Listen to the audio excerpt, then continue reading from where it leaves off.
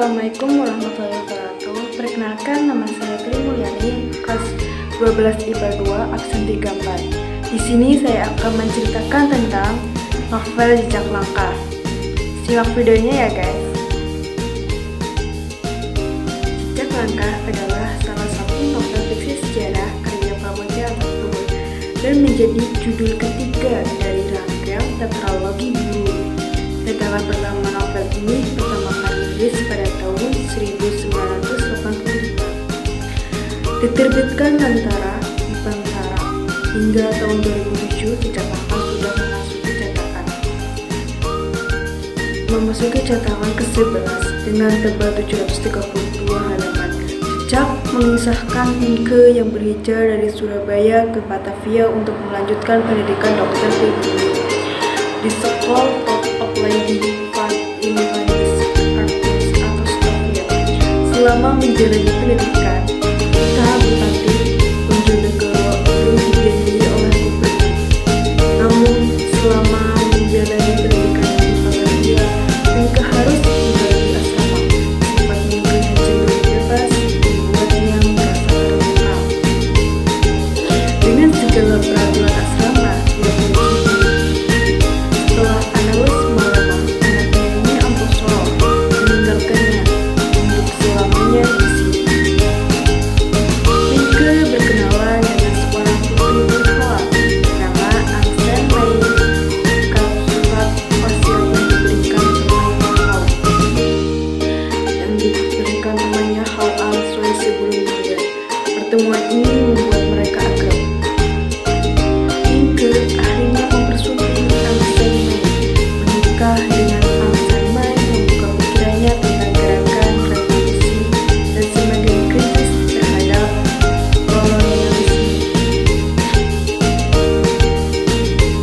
Pertemuan ini membuat mereka akrab.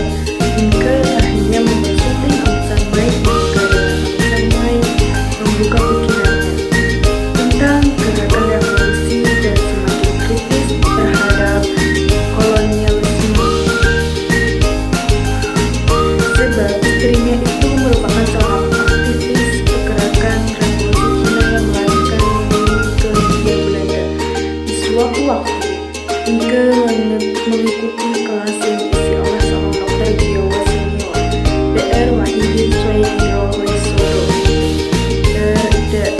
Ayus Wahid membakar semangat Nike untuk berorganisasi sebagai upaya perjuangan demi melawan kolonialisme. Istrinya Angsen Mei sebenarnya sangat mendukung Nike untuk menjadi dokter.